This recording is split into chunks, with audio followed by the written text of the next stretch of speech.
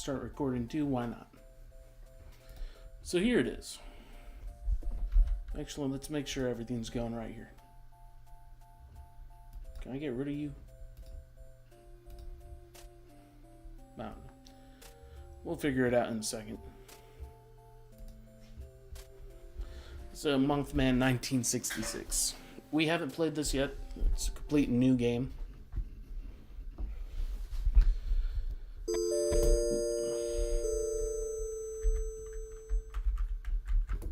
Can I choose someone else?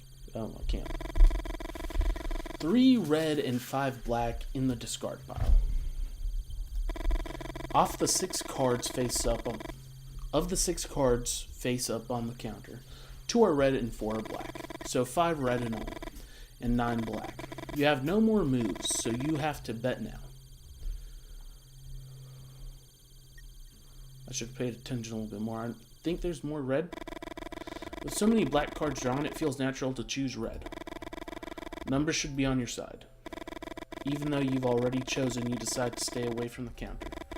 You can't bear losing again. You think of your grandma Elsie trying to win at solitaire for over 60 years. I almost said something else.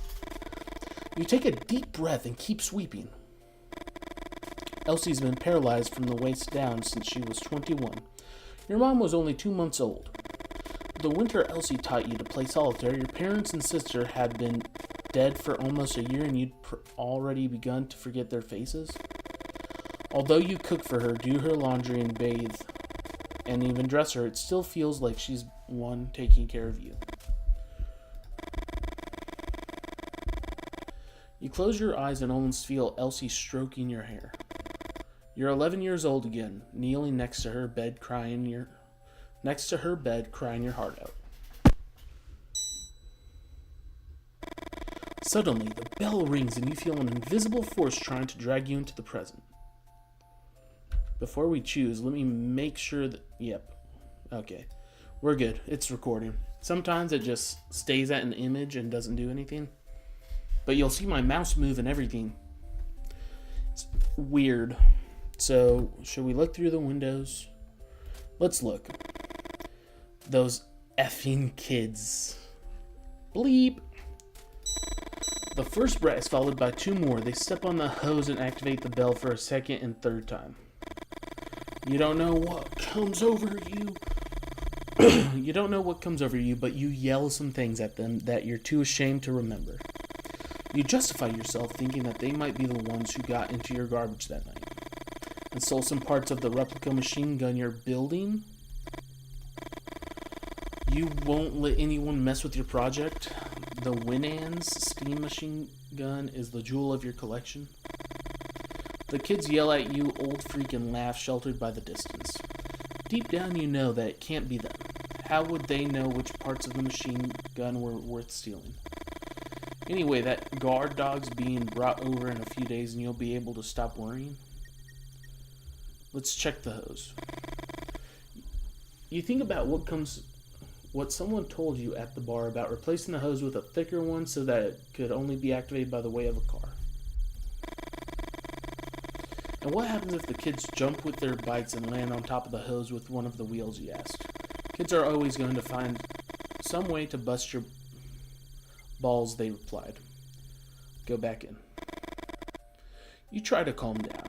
You look at the shelves and think of the solitaire your grandma taught you. Your grandma always said that everyone has their place in the world, and that people keep dancing around it without ever reaching it. To win the solitaire, you have to stop dancing. You know that the chances of winning are incredibly low, almost 0. You can't bring yourself to turn over the next card and decide to start sorting the shelves instead. Doing simple jobs builds up your self-confidence and provides you some illusion of control. What's the difference here? Let's see.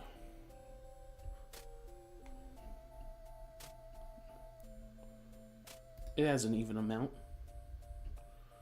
Let's grab the bottle.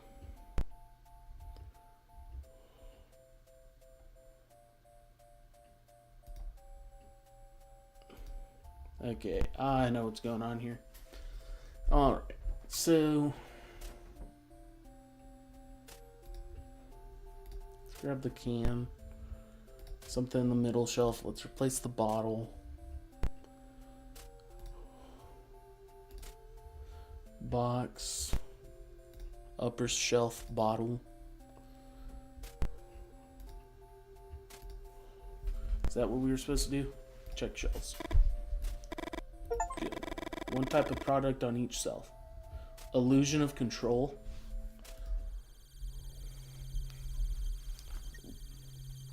Oh, it's a car. That's ominous. You scratch your head. This time sorting the shelves doesn't help. You feel the same urgency as before, and you can't think of anything else. Is the card going to be read? You need it to be read. Suddenly, the air seems heavy, and you find it a bit difficult to breathe. 3 men in black are staring at you. Through the window, you see a black Cadillac by the pump. Yes?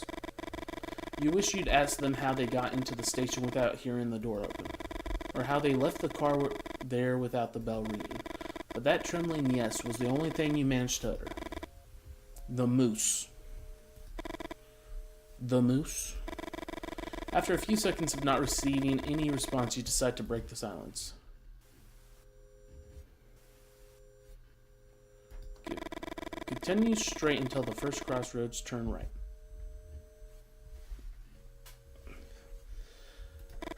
After a while, you'll see the bar past the barn with the painted cross. You can't miss it. 1 second.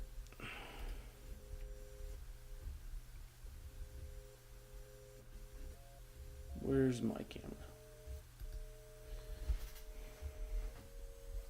And my mic.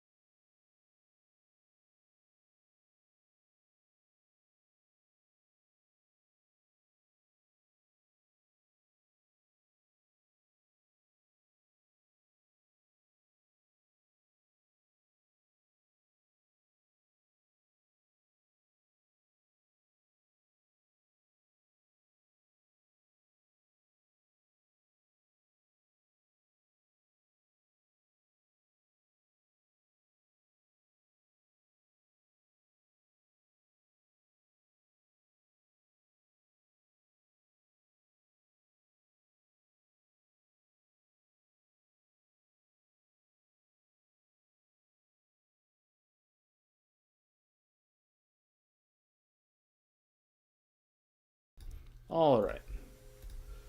Sorry about that. Had to do something. Huh.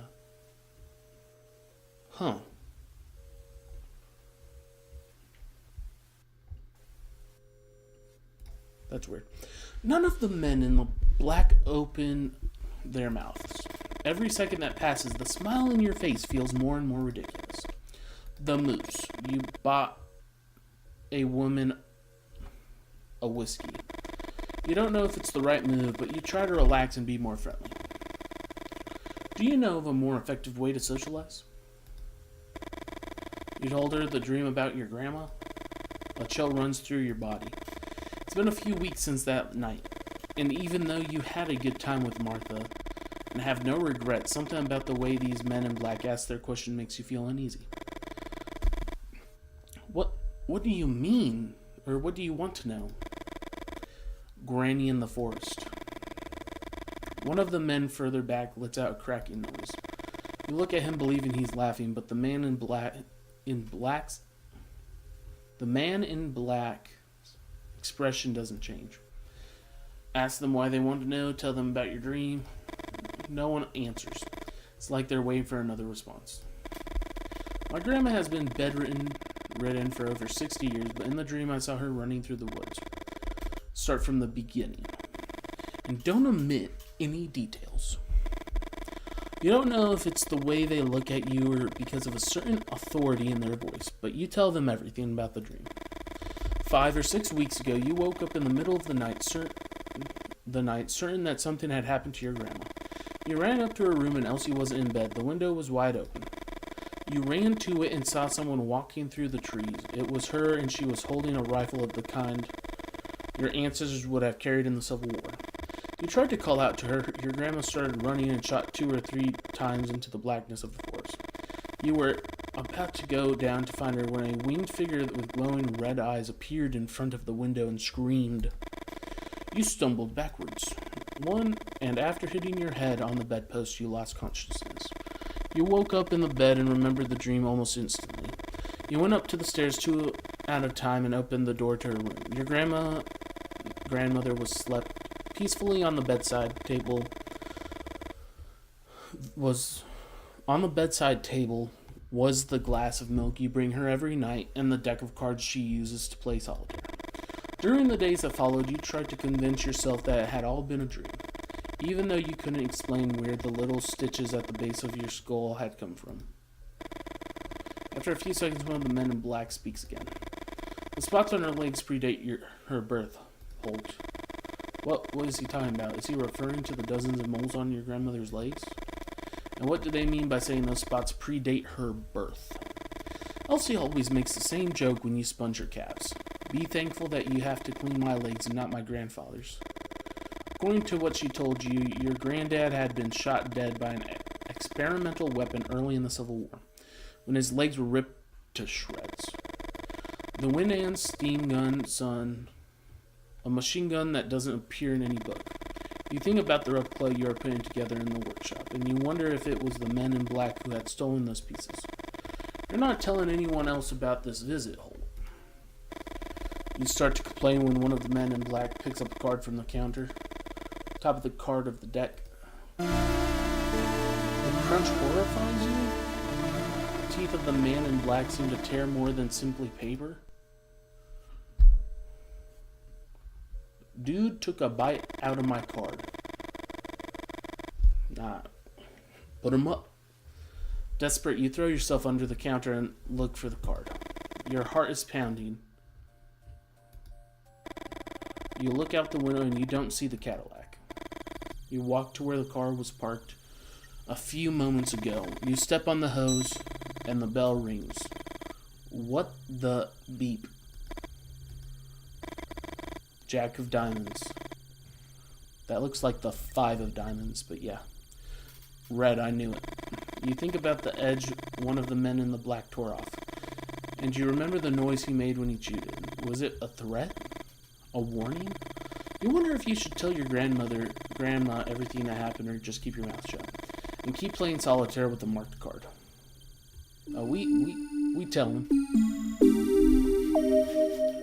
What kind of grandson do you think we are?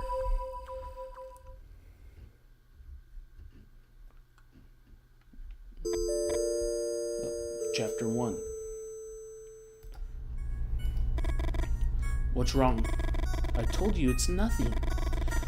That dang pause again. There's something she's not saying. The Mustang purrs. You shake your head, feeling sad inside. The sound of an engine hides no secrets. Lee, you're right. You bite your lip and sigh. Why is everything so dang hard? Victoria settles into her seat. Let's start over, okay? Where are we going? Let's answer the question. It's a surprise. Please. No, Vic. Have some patience. You'll never forget this night. We're a murderer. Victoria giggles and you think this is the best gift in the world. For a moment you forget all the previous discussions, your obsessions. A giggle, a friendly gesture, making someone feel good ain't rocket science. You look at the clock and can't believe your eyes. You left your house on time, but you're pretty late. How could you step on the gas? Lee! Lee! You scratch the side of your head. Wow, you really hate being told how to drive. Lee, why doesn't she just tell you to slow down? Take your foot off the gas. Thanks. You're trying your best. You really think Victoria could be the one? The one. Your dad once said the perfect woman doesn't exist. Couples form when people get tired of looking and just give up. You remember your mother's rants, all those women's names she rattled off as if they were part of an endless grocery list. You won't end up like him. Anything but that. You try to smile and force yourself to be more cheerful. You want a clue? Yes. Victoria looks into your eyes and you feel the warmth on your face that takes you by surprise. You felt the same thing the first time you saw her in college. You keep looking at her for a few seconds that seem like forever. What? Do I have a booger? Where? You can't help laughing out loud and have a hard time containing the urge to kiss her.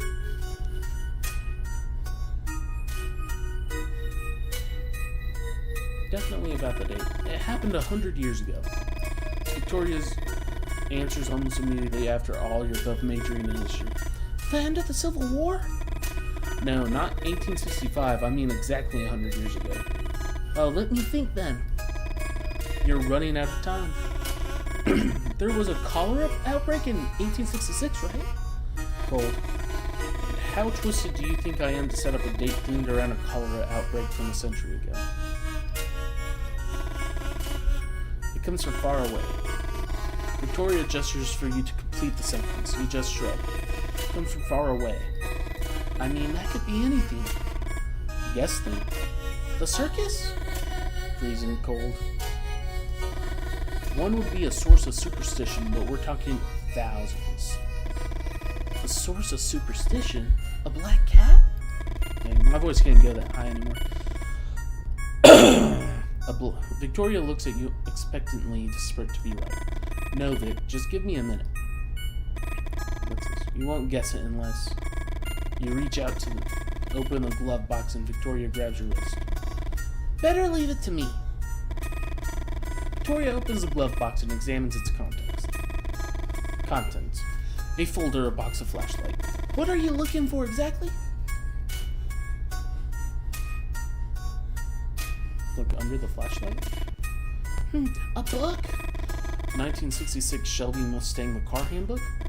No, not that. What else? Folder. Some papers, insurance details. Do you want me to read some of this? You shake your head. I didn't know what we were looking for either, man. Victoria takes out the box and opens it. Let's see what you've been hiding. You think about saying something, but you instantly regret it and keep your mouth shut. Spare change, a lighter, a pack of cigarettes. Nothing to worry about, I reckon. Keep looking, please. Tell her to see if I already got everything out. 1 second. There's this too. A map? And you finally grab the map you wanted. It was folded against the bottom of the glove box. You start talking to Victoria, and Victoria interrupts you. Hold that thought while I put everything back. You put the map on the dashboard while Victoria puts away the folder, the box, and the flashlight. Vic, you know I like it tidy in there. Ha, very funny. Vic flicks through the book she found. Red Badge of Courage, haven't you read this book 1,000 times already? You know she's testing you. Vic knows exactly why you carry it everywhere. The novel that portrays the era you're obsessed with like no other. What the heck is this? Suddenly you remember you're using the pencil sketch that Victoria drew of you in one of your classes as a bookmark. A sketch she begged you with tears in her eyes to destroy and you swore you all already had. Vic, I'm sorry, I swear. Watch out! You swerve to avoid a shape in the road. Victoria looks back. Lee? We almost ran that thing over. You put your hands on Vic's shoulders trying to reassure her. Victoria points ahead. Just keep your eyes on the road, please. She's doing it again, telling you how to drive. At least this time she came right out with it instead of just saying Lee disapprovingly.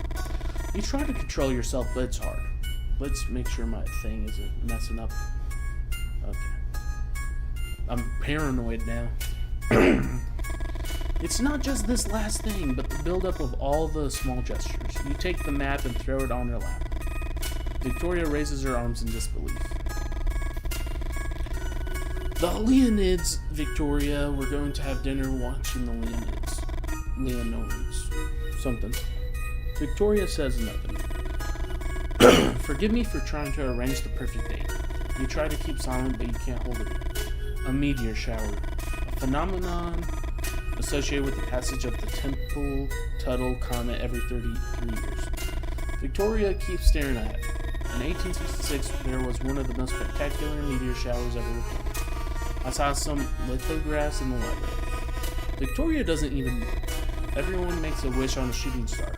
Imagine how many wishes you can make with thousands of stars shooting through the sky. Victoria settles in her seat. You know what, Lee? Shut up. You've never heard that tone before from her. Just keep quiet until we reach. She pauses as she examines the map you threw on her lap. Holt Station? You feel your heart pounding. You feel your heart pounding. Your hands are shaking. That's what she wants. For you to keep quiet. For you not to say a gosh dang word. Your hands grip the wheel tight, all the preparation you made for tonight. Your friend Freddie had worked out the ideal place to see them in all their splendor, away from the city lights, and when you noticed Holt Station was inside the area, you didn't hesitate. But now Vic had ruined it. Happens to me too, bud. What the heck? Something hits the Mustang antenna? This animal just committed suicide. What the heck is that? Stop, Lee, stop! We ain't stopping the car. For some reason you don't understand, you speed up. Slow down, Lee, please! Lee, Victoria's words make no sense. The Mustang hits the edge of the road, flipping the car over spectacularly. Neither of you survive.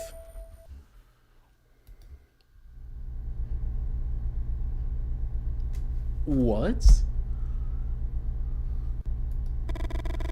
You slam on the brakes instinctively. You put a hand in front of Victoria to keep her from hitting the windshield. You get out of the car and find a dead bat in front of the headlights. The animal had hit the antenna and somehow got entangled. You can't believe it. What are the odds of something like this happening? Don't bats have some advanced echolocating system like a submarine sonar? What starts as a simple grunt in your throat emerges as a helpless scream. Frick! This is what I get for trying to do something different. We should have gone to the movies. Lee, Vic's whispering. It doesn't take long to see why. Over there! The coyote is watching you from the dark of the forest meets the light. Where the dark of the forest meets the light. Vic, we got this. It's not interested in us. You point to the dead bat. They're scavengers. Hear a growl that quickly multiplies. Suddenly you're surrounded. It's not the first time you face coyotes in the woods, but you aren't taking any chances. When I say run to the car as fast as you can, you try to recall all the advice you've heard for a situation like these. Make lots of noise, wave your arms around. One of the coyotes in front of you approaches. Run to the car. Now!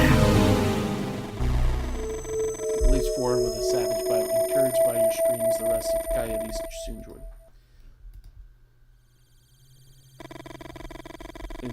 Oh, I thought it came from this way. Yell and gesture.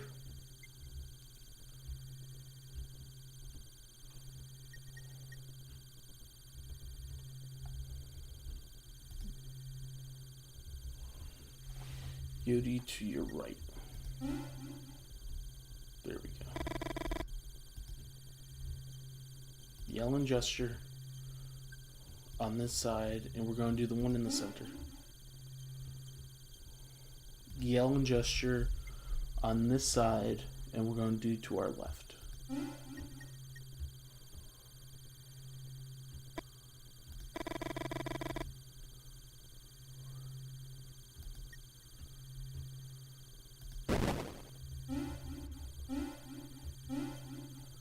That worked. The trick seems to work and all coyotes back down. No coyote advances this time. It's your chance to go on the offensive.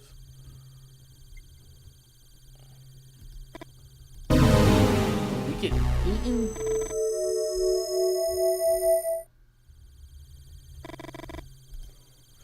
Bro, we gotta do all that again. To our left. To our right.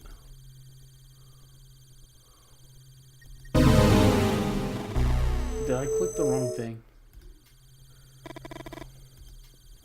Yell and gesture on this side in the center. Yell and gesture on this side to our left. Yell and gesture on this side in the center.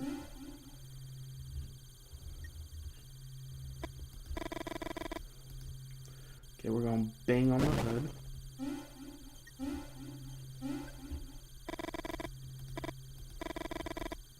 No coyote advances this time. It's your chance to go on the offensive. Throw a stone, I guess. You crouch down and find you pick them up.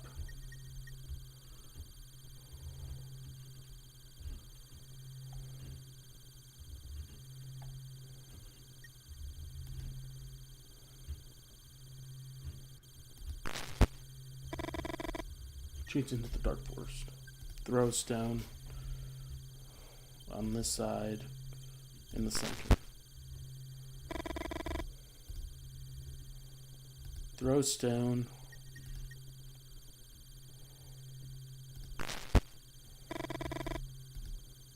Throw a stone, coyote.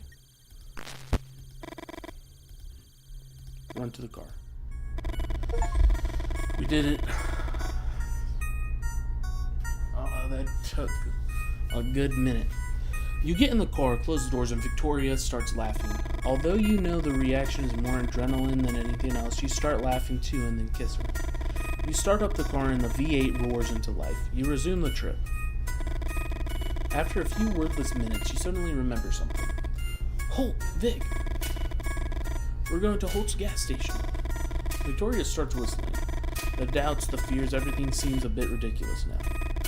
You think about the plans you made for tonight and smile. You really like to hear her whistling.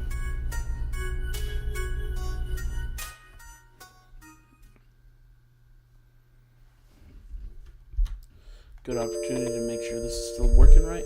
There we go.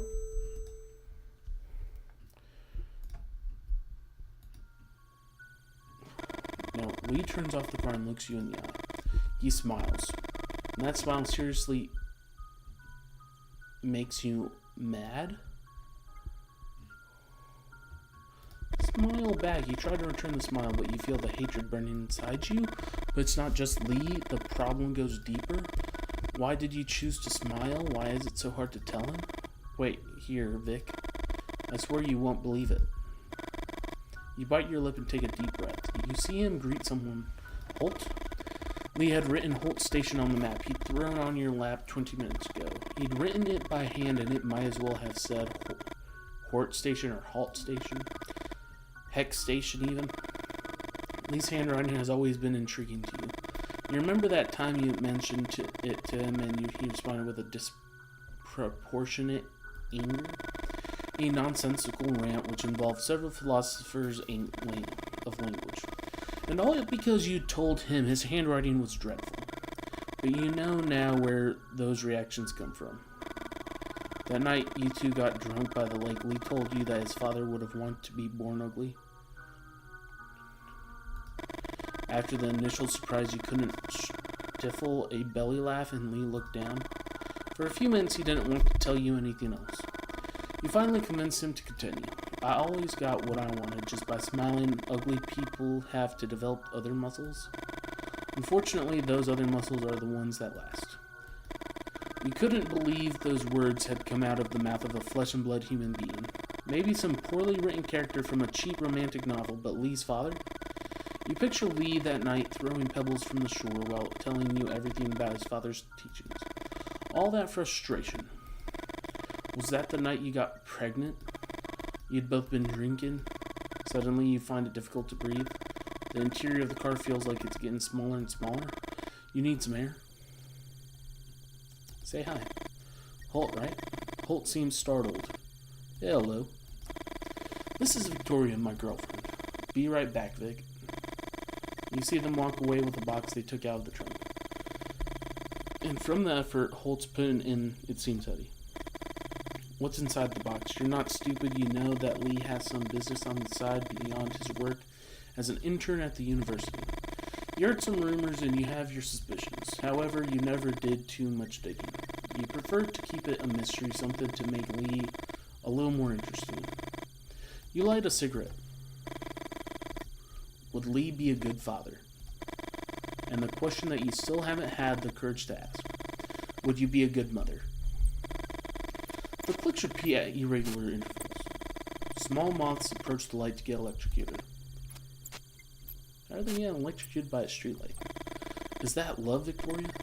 You laugh and shake your head from the side to side. You think of all the manuscripts you've torn up.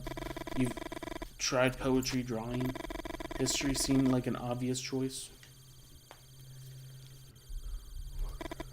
You don't need any talent to be a historian. What are we seeing here? Hello? The man talks to himself while holding something in his hand. Have you seen any winged creatures flying over the area yet? For a moment you think he's asking some kind of tricky question and you remain silent. However, something about him tells you that he's genuinely asking. You look at the man bathed in the shine of the streetlight and the scene fascinates you. Surreal, some of your old friends would have said, the ones that organize poetry nights and read Loutremont? Excuse me, you are... Yeah, oh yes, sorry. Lou Hill. Writer. Victoria Greenberry. History student. Winged creatures, Mr. Hill. Low, please. Can I call you Victoria? You nod. I'm looking into the dozen reports of Victoria.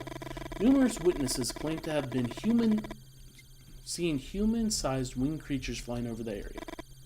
Angels? Lou smiles, but the smile doesn't last long on his face. Look there at the top of the trees. It won't take you long to find one. You aim at the area Lou just told you. What the heck are we looking at? Everything's blurry, so you decide to adjust the binoculars. Move right.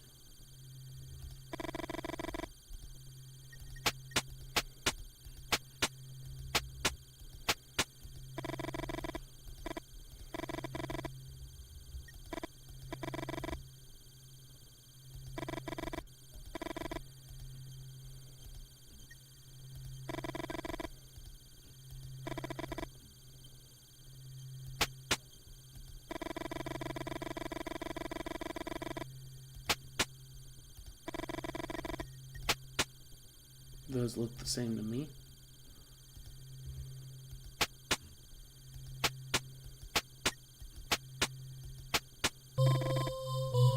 What the? It was just a second, but you think you saw something up there. First sighting? Say a winged creature? Was it a suggestion? I don't think they're angels, Victoria. But before I tell you my theory, I need your help. Could you draw in this notebook what you just saw? Yes. At any other time you'd have refused with some witty comment, but there's something about Lou Hill that invites you to play along. You wonder if the fact that he presented himself as a writer had something to do with him. Draw the head first.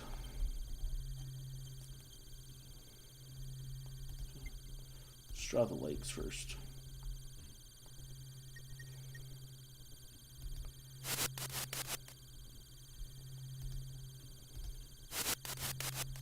That's better.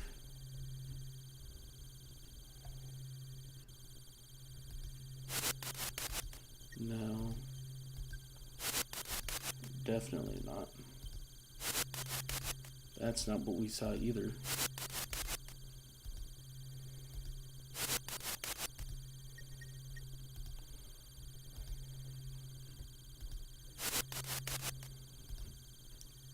Maybe a human chest?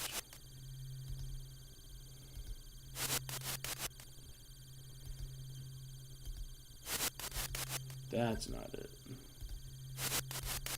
That's definitely not it.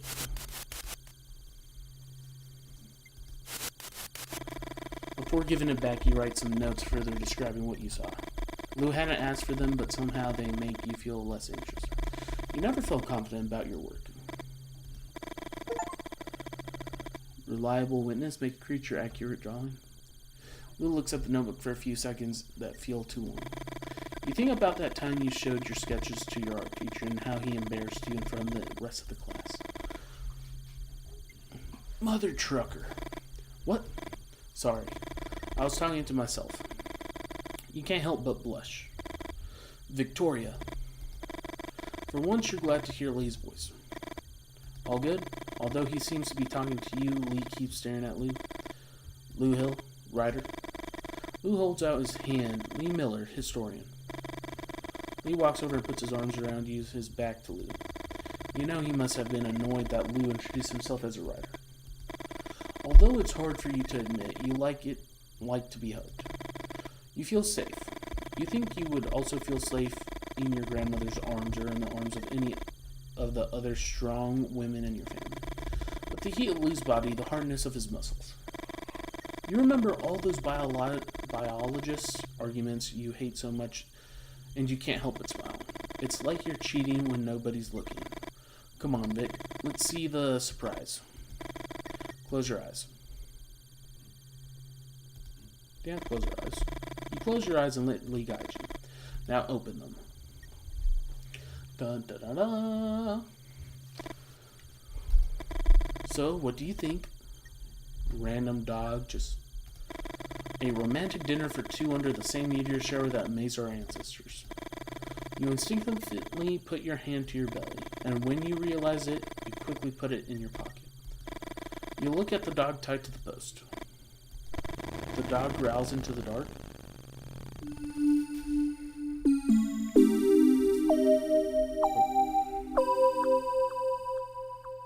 No explanation. Halt. Chapter 3.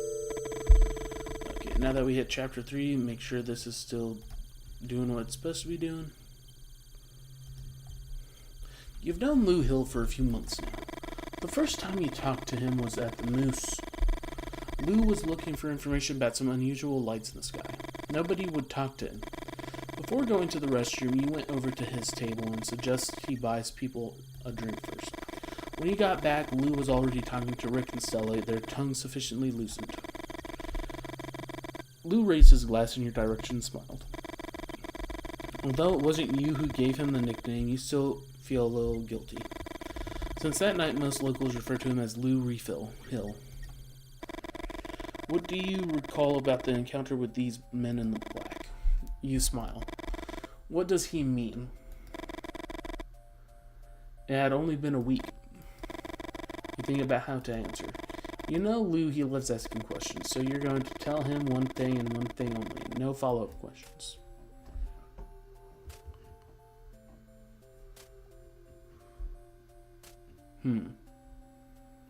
Let's tell him about our dream.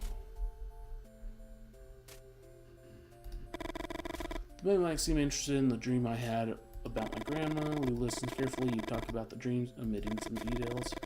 You don't tell him anything about the stitches in your head. You know if you did, he'd keep asking questions all night. Lou remains pensive. Before he even opens his mouth, you try to change the subject. Red or black? What? The card. Red. You turn over the card. It's red. Good. It's a solitaire my grandma taught me. No one could ever win it. Lou suddenly seems interested. How do you play? Explain it. Rules are simple, but winning? There's a reason why it's called the impossible solitaire. Let me show you. Oh, we're playing.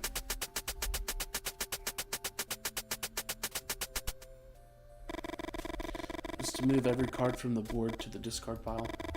You can move any card whose rank is 1 or higher, or 1 lower than the topmost card in the discard pile. So let's say there's a 5 in the discard pile. You can either place a 4 or 6 on top of it. And remember that if there's a K in the discard pile, you can place an A. A comes after K, and the opposite is also true.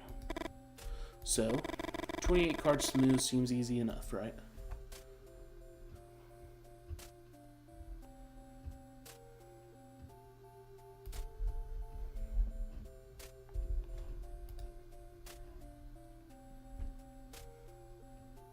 To the right.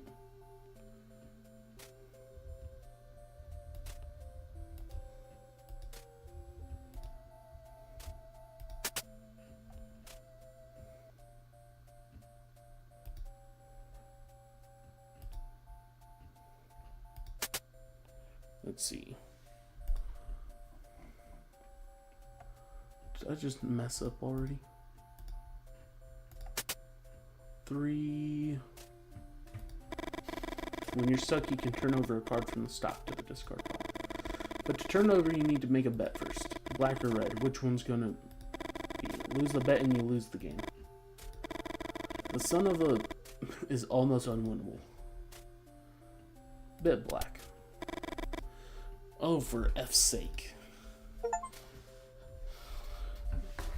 Lose with more than 25 cards to go. Let's retry that.